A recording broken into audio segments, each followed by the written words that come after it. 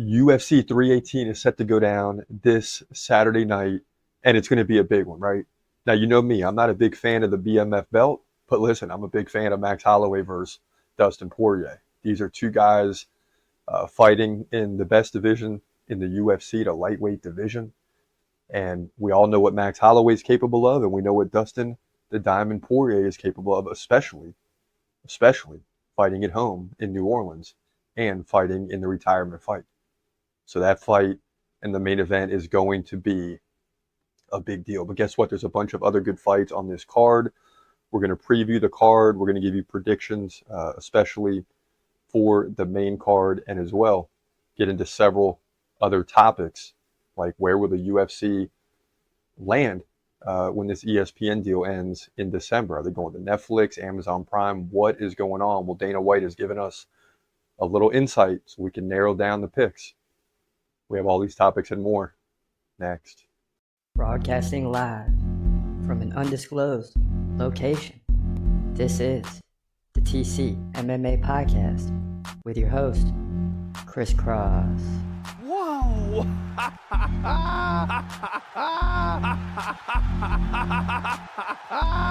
Dana White privilege. Let's go, baby! Let's go! Let's go! Let's go! Let's go, baby! Dana White privilege. Privilege. Privilege.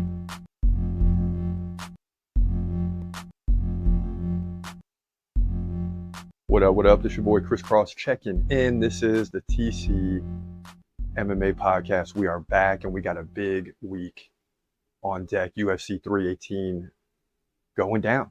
And I know all of you out there already know. Unless you're a casual, right? You're probably just not realizing what's about to happen this week. But if you're diehard, you know what's going on. But even if you're a casual, we still welcome you in, right? Because it's Max Holloway, Dustin Poirier. It's going to be a stand-up striking affair. It's got to be. It's Poirier's last fight. He's not going to take the fight to the ground and submit him, is he? This has got to be a fan's delight.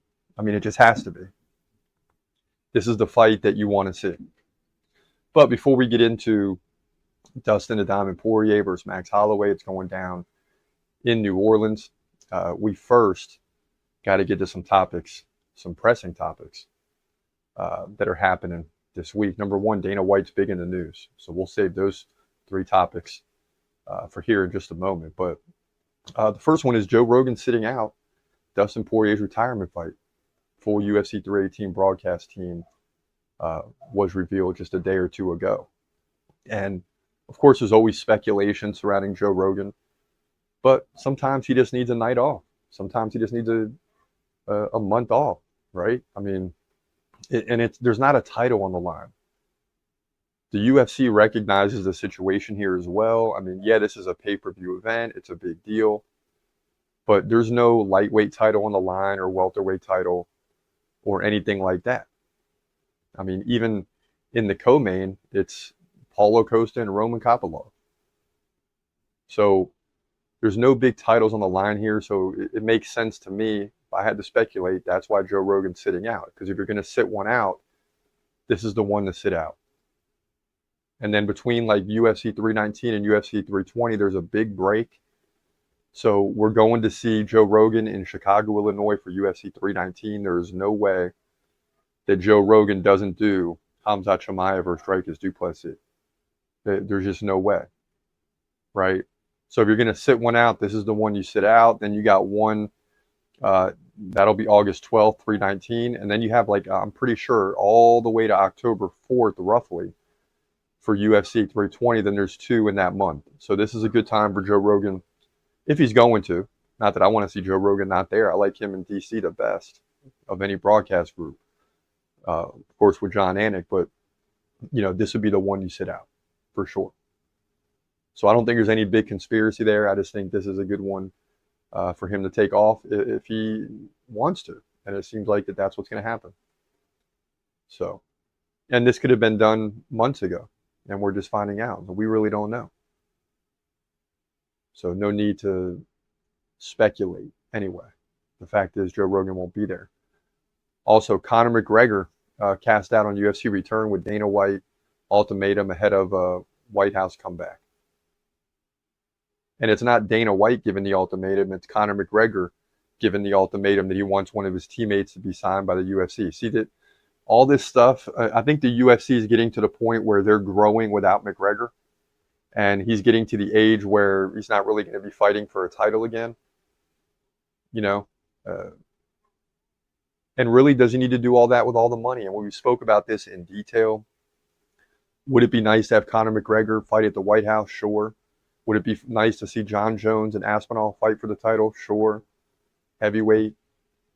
But that's all speculation. That thing is going down a year from now, next July 4th. So, you know, who knows if Aspinall will be the heavyweight champ then? Who knows what Conor McGregor is going to be doing in a year? Who knows? But to give an ultimatum to the UFC to let his teammate on board is just crazy. It's like throwing it in the UFC's face like, you need me, but the UFC doesn't need him anymore. Unfortunately, the UFC is doing just fine. So the UFC is in a position of power in this negotiation, and they're not going for it. But you never know. Now, Dana White is big in the news. Dana White on Wonder Boy's future at the end of UFC Nashville this past Saturday in the post-fight press conference, he says, I don't know. That's up to him, right? Speaking of Stephen Wonderboy Thompson. I mean, yeah, it would be nice to see him continue. He looked great tonight. Wonderboy looked great. For a guy who's a traditional martial artist, kickboxer, does a darn good job staying off the ground and defending the takedown and staying out of submissions. So, and I agree with him. I thought he looked good, but I also think Gabriel Bonfim did not look great. And now he's lost. Well, he won the fight, but he has a loss on the record against, was it Nicholas Dalby maybe? So we don't know how good this guy is yet. And he's got time to get better, but he's still, 17, 18-1. But yeah, Wonderboy fought well and fought like a veteran against a guy that's not yet a veteran. And I left the fight saying, yeah, maybe Wonderboy should keep fighting even though he's 42. You know, he looked good to me. So I can't go against Dana White on that one. Now, the big topic that I like, well, there's two big ones here. The first one is Dana White explained that Islam Makhachev would set up super fight with Ilia Topuria with UFC welterweight title win. I mean, who are you telling? We all know this, right? This is the fight that we want to see right now. And the thing is it would have to be at welterweight, right? Like if Islam wins the welterweight, don't go back down. Once you go up, don't ever go back down. Don't cut that weight ever again. It's going to ruin your body. And to me, it'd have to be a welterweight, and there's nowhere else for Islam to go after welterweight, at least right now. He's going to have to fight Ilia Topuria, who's the number one pound-per-pound fighter in the world. And it's kind of scary. I think, have we had just one situation, I believe, where a guy was fighting for 3 belts? I can't quite remember, but no one's ever done it. If Ilia Topuria gets that fight, we could very well be witnessing history. And if I'm Topuria, I don't even care who it's against. I don't care if it's Islam or anyone else. I want to go for the 3 belts right now while I'm young. And if I don't win the first fight, I'm going to stay in that division and stay until I win the title. Make history. That's what you got to do. Also, Dana White teases next UFC broadcast deal, saying likely going with platform that is way more global. He told the Full Send podcast. So that would X ESPN out, which is on the surface for me highly disappointing, right? But I've just become accustomed to ESPN. That's where I go for the stats. The streaming for the most part is good. I've only had a few instances where it was not, but that's going to happen anywhere, I'm sure. But more global's got to mean Netflix, Amazon's got to be the 2 biggest players, right? But could there be someone that that's not on our radar, like an HBO or something like that? We don't have any idea. If they go to Amazon, fine. I like to see it at Netflix more, so we'll just have to wait and see how all this stuff pans out. But yeah, that seems likely what's going to happen for the UFC. He said we leveled up every time, going from Spike TV to Fox to ESPN and now to a global partner. And the sport is growing bigger and bigger. So, from that perspective, I get it. I just get nervous when it's with a new streaming service. Like I want to make, I'm diehard with this stuff. I want to make sure it's working right. I want to make sure if I go to the bathroom, I can pause it. All these little things it's going to be simple stuff. But also, while I'm watching UFC, I also pull up the ESPN app and have the live stats right there. The stats on UFC's page aren't quite as detailed for me. So that's the one question I have is I like the in-fight stats, see who's leading round by round, and it helps you discuss the fight as it's happening. I really rely on that a little bit less now, but I still rely on that heavily because sometimes rounds are so close and I'll look at the stats and I'm like, oh, he was up 15-8 in head strikes? Okay. So he probably got that round. It really helps to identify who's leading the fight. So that's what's happening. Now, in terms of UFC 318, everybody that's on the card is still fighting. It's a 14-fight super card. I mean, it is ridiculous. Starting out with Carly Judice and Nicole Cagliari, USA versus Brazil, women's flyweight. Then you got Bruno Ferreira versus McVeigh in the middleweight division, but McVeigh is a huge underdog. Ryan Superman Spann versus Lucchesi Brzezinski. Gotta love the heavyweight fights. That fight's go. These are all early prelims. Jimmy Crute, Marcin Prachnio. I like that. I think that fight might have got delayed until now, if I'm not mistaken. Adam Fugit and Islam Dulatov. Now, I'm trying to tell you, this is like a main card fight. That's one you're not going to want to miss. Fugit 10-4, Dulatov 11-1. He's on the rise from Germany. USA versus Germany. Big deal. Once you get to the prelims at 8 o'clock, you got Atiba Gautier versus Robert Valentin. A lot of people are highly interested in this one. Gautier is a big favorite. Francisco Prado versus Nikolai Veretnikov. 12-3 versus 12-6. Argentina versus Kazakhstan. And then things, listen, I always say Fight 7 defines a pay-per-view card. Okay? When I say pay-per-view, I mean all the fights, not just the final 5. Middleweight division, Fight 7. Okay? Tell me, if you like this fight, it's a good card. Marvin Vettori versus Brendan Allen, middleweight division. Yeah, I like it. I like it. 2 guys with something to prove. Both have a lot of wins. Both have had some setbacks. And this is a big intersection fight for these two. Which way are they going? Then in the final fight of the prelims, Kyler Phillips versus Vinicius Oliveira. USA versus Brazil. That's going to obviously be a huge fight. All right? So then you work your way up into the lightweight division. First fight on the pay-per-view card. It's going to be an absolute banger. Okay? This fight will start trending as we get even closer to the fight. Trust me when I tell you. Michael Johnson, 24-19 versus Daniel Zellhuber, 15-2. USA versus Mexico. You know how Mexicans feel about their fighters. Okay? Zellhuber's a 6-1 favorite. It's hard to believe Michael Johnson is that much of an underdog. And Zellhuber's going to have to prove it. Okay? So let's get into the detailed prediction. Go ahead and roll it. In the lightweight division at UFC 318, you got Michael Johnson taking on Daniel Zellhuber. And this is going to be a high-level matchup in the best division in the UFC. Johnson 24-19. Don't let the record confuse you.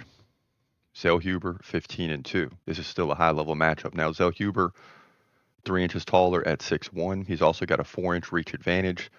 Zellhuber's a switch stance fighter. Michael Johnson stands left-handed.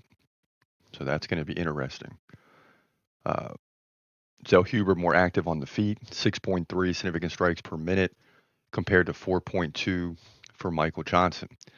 Now, in terms of the takedown game, neither guy is really looking to land a lot of takedowns. And Zellhuber has a 94% takedown defense, Michael Johnson 81%. You see this a lot in the lightweight division. If you're a striker, you got to have good takedown defense, and both guys got it.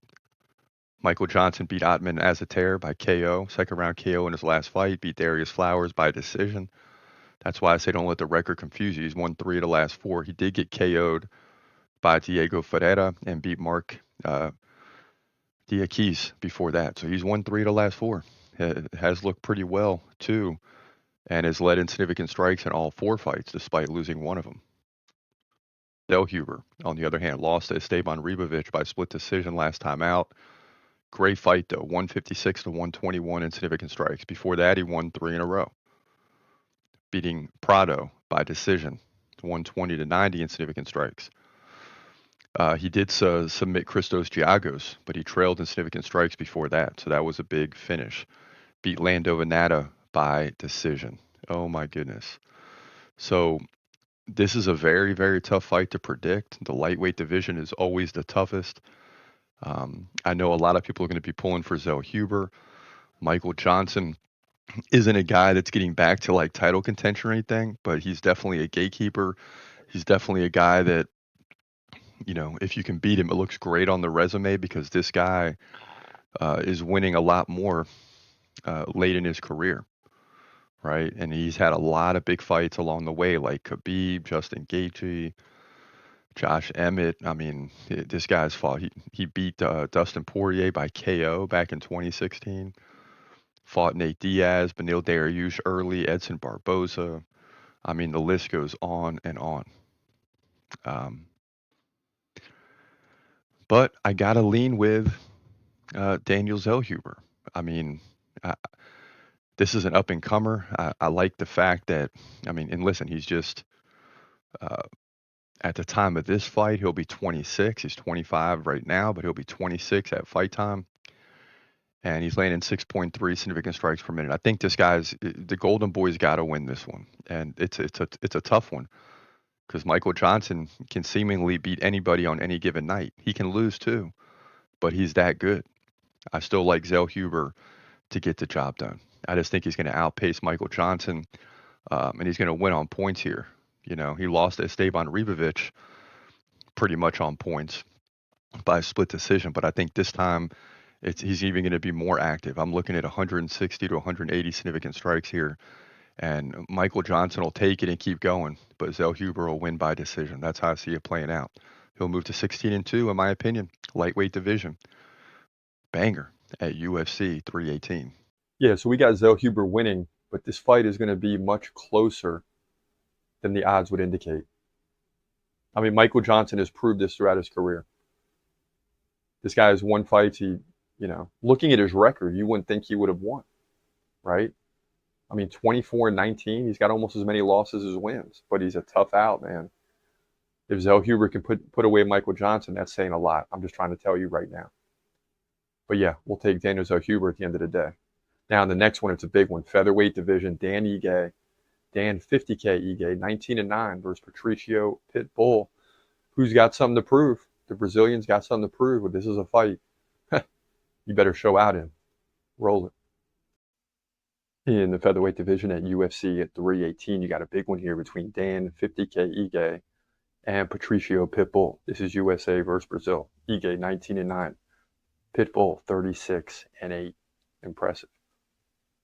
Now, Ige is 2 inches taller at 5'7".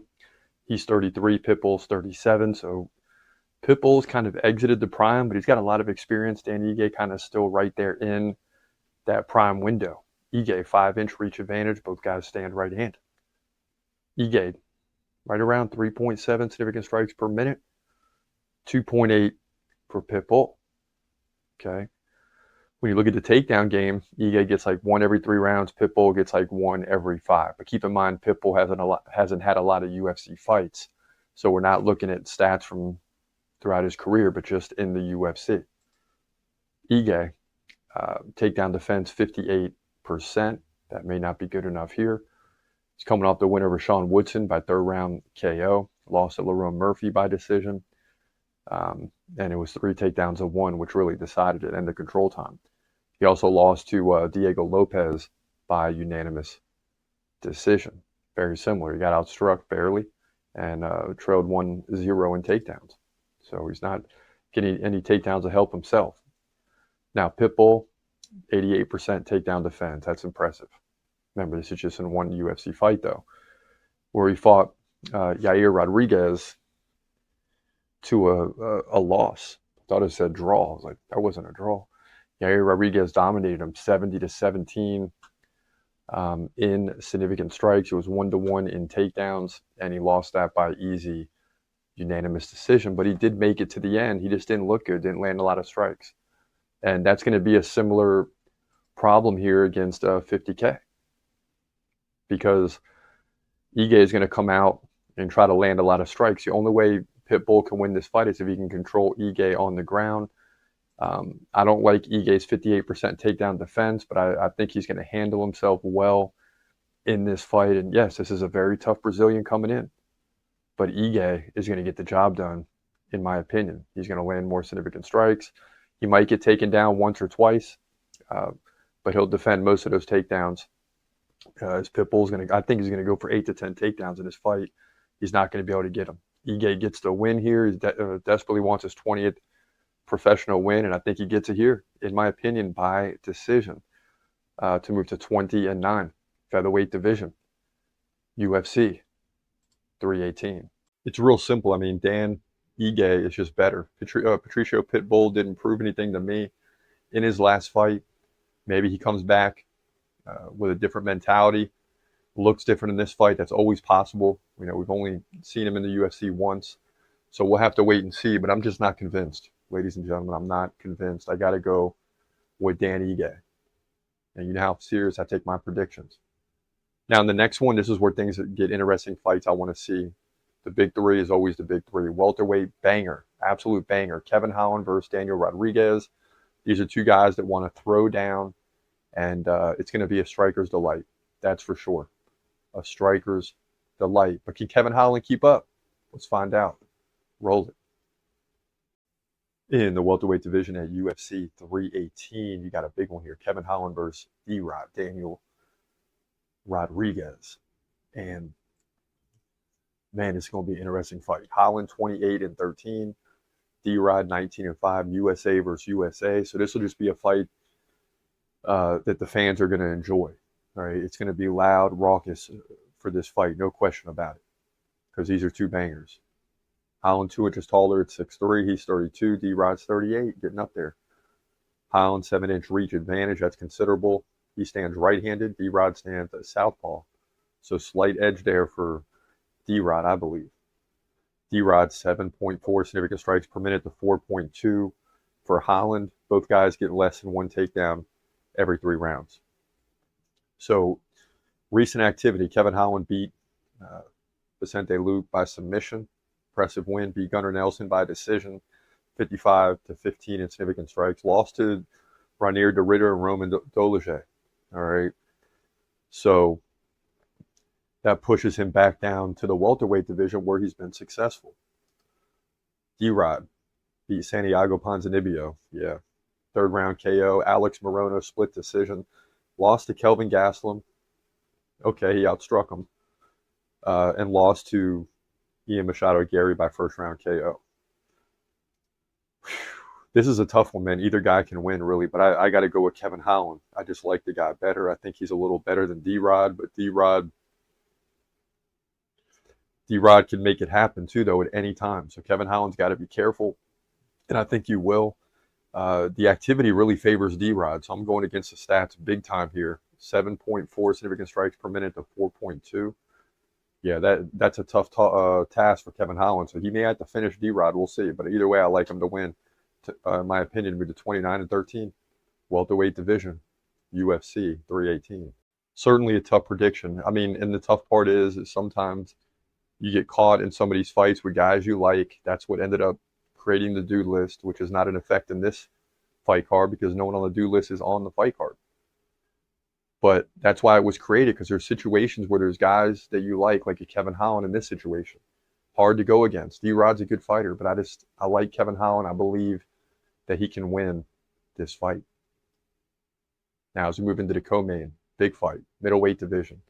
Paulo Costa, a guy that's kind of struggled over the last 3 to 5 fights, I'd say. He's 14-4 Brazilian versus the Russian, Roman Kapalov, 14-3. This is a must-win for Paulo Costa. But Kapalov is the favorite. Very interesting. Let's get into this one right now. In the middleweight division at UFC 318, Got Paulo Costa taking on Roman Kapalov. Big time middleweight fight. Two guys' names you know. Costa, Brazilian, 14-4. Kapalov, 14-3 from Russia. So Brazil versus Russia in this one. Costa, 1 inch taller at 6'1". Both guys 34. Roman, 3-inch reach advantage, 75-72. He fights left-handed. Costa fights right-handed in terms of activity.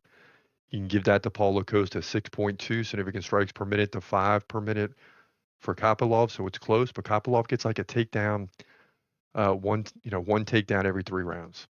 Costa 80% takedown defense, so that plays into his ability to stand up and strike. Now he's lost back-to-back fights. 2 fights in 2024, none in 2023. This will be his first fight in 2025. But he lost to Sean Strickland and Robert Whittaker, both by decision, right? Where he landed 158 significant strikes against Strickland, but Strickland landed 182. Then he just landed 67 against Whittaker, where Whittaker landed 95. So Costa's got to find a way to not play into his opponent, right? I mean, like Strickland outstruck him, Robert Whittaker outstruck him, but if you'd have landed like he did against Strickland, you'd have outstruck Whittaker and probably won the fight.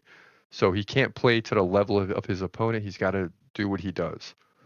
Like against Luke Rockhold, 2 takedowns to 1, 73-51. In that one, he led the way in significant strikes. Now, Kapalov beat Chris Curtis by 3rd round KO and a split decision over Cesar Almeida, who is a solid fighter. The guy was undefeated going into that fight. Anthony Hernandez, he lost to by submission. I'll tell you what, I mean, I'm going to take a chance here on Paulo Costa. I know he's a 2-1 dog. Kapalov's a 2.5-1 favorite, but I like the dog here. All the numbers are pointing in his direction. He lost a couple big fights, right? He also lost to Adesanya. So he's losing to big name fighters. Kapalov's got to still prove that he's a big name fighter in the way that Costa is. Okay. Prior to the last 2 fights, let's not forget Costa was 14-2. So I still like him to win this fight. I like him to rebound in a big way here and keep his name afloat and get a bigger fight next time. In my opinion, he wins likely by decision, okay, in significant strikes, mainly. If the fight goes to the ground, he'll be fine there, but it's likely going to stay on the feet, right? He defends takedowns 4 out of 5 times, and he lands more significant strikes. So in my opinion, he wins this thing by decision to move to 15-4, middleweight division. UFC 318. Yeah, so what it comes down to is the significant strikes and the takedown defense. See, if you can defend takedowns and keep the fight standing, in this situation, Costa has the advantage, right? So we got to go with the dog in this one. He's going to defend takedowns, and he's going to outstrike Roman Kapalov in 2 of the 3 rounds to get the victory. That's how I see it playing out. Now, in the main event, oh my goodness, this is a big fight. Not for titles or rankings and positioning and all. It's Max Holloway and Dustin Poirier. 2 of the biggest names in the game going at it. Dustin Poirier's retirement fight at home in New Orleans. So you're getting the best of the diamond in this fight. Then Max Holloway, yeah, he goes down to featherweight and gets dominated by Topuria, but it looks like everybody's getting dominated by Topuria. And Max Holloway looks like a different fighter at lightweight. I mean, he just looks like a different fighter. What he did with Gaethje in the final 10 seconds of that fight, when he pointed to the ground and told Gaethje to come forward, and Gaethje obliged, and then he KO'd him. I mean, it was just epic, epic. On the biggest stage at UFC 300, a fight goes 24 minutes and 59 seconds, and Holloway wins it. That's the lightweight Max Holloway. So it definitely makes for an interesting fight. It'd be terrible to see the Diamond, get KO'd at home in his retirement fight, but that's what Holloway is capable of in the lightweight division, where he's got more power and his legs look bigger. So how are we going to predict this fight? It's very difficult. We had to really think about this, and luckily we made this prediction months ago when we weren't struggling in the main event. Now we are struggling, and this fight to me is a toss-up, so it could go sideways real quick, but we still got to provide this key prediction for you. Roll it. In the lightweight division, Your main event at UFC 318, you got Max Holloway taking on Dustin Poirier for the BMF belt. BMF belt, I don't care about. This fight, however, is going to be awesome. I mean, this is just a fun fight. This is a great, great matchup, especially after Holloway Gaethje at UFC 300. Holloway's a much better fighter at 155 pounds. So let's get into it. Holloway's 26-8. Poirier, in what's being deemed right now the retirement fight, he's 30-9, right? And he's fighting at home in New Orleans. So this is a big deal. Holloway, 2 inches taller, 5'11". He's 33. Poirier, 36. Poirier, 3-inch reach advantage, 72-69. He fights left-handed. Holloway fights right-handed. Both guys very active. Striker's delight, right? Holloway, 7.2 significant strikes per minute. Poirier, 5.3. Poirier can land like a takedown every 3 rounds, so he might get 1 or 2. Unless it works out really well for him, he might try to get more, so we'll have to wait and see. Holloway, 83% takedown defense. Now, he went back down to featherweight after the big win over Gaethje, got KO'd in the 3rd round. But against Gaethje, he beat him by KO in the 5th with 1 second left in that fight. 181 significant strikes. It's ridiculous. Before that, he was in the featherweight, right? So it doesn't really matter. He beat the Korean Zombie, sent him into retirement, 3rd round KO. Arnold Allen, that's a big win by decision. And then lost to Volkanovski during all that. How many times did they fight? 3 or 4, right? So he beat Calvin Kattar, Yair Rodriguez. So we know the whole story, but all we got to go off of is the Gaethje fight, which was awesome. Poirier lost to Islam Makhachev for the belt, right? He was submitted in the 5th round. So, and yeah, that fight wasn't as close as it looks on paper because Makhachev had 5 takedowns, right? Poirier did beat Benoit Saint-Denis to get that title fight. Beat him by 2nd round KO. That was a huge victory, okay? So it is kind of hard to believe on one end that Poirier is looking at retirement, right? At 36, he's still at the top of his game. But if you're going to retire on top, this is the fight to do it. I mean, this is an even fight, basically. Holloway, huge wild card, right? We saw what he did to Gaethje once again. So anything can happen here. This is just going to be a great fight. But man, Poirier at home. Man, Poirier's at the top of it. This is a tough prediction. Poirier's at the top of his game right now, right? It's not like because he's retiring that he's not. But I got to go with Holloway. I mean, gosh, these main events this year are really tough, but I'm going to go with Holloway here because of what he did to Gaethje and the fact he lands 7.2 significant strikes per minute. I don't like that he's walking into Poirier's house. Poirier wants to go out on a winning note. I don't like that. That's not favorable. But Holloway doesn't mind walking into any situation. So I got to believe, even though there's an X factor there for Poirier, I got to believe that Holloway's still going to get the win. That's just how. And throw the numbers out.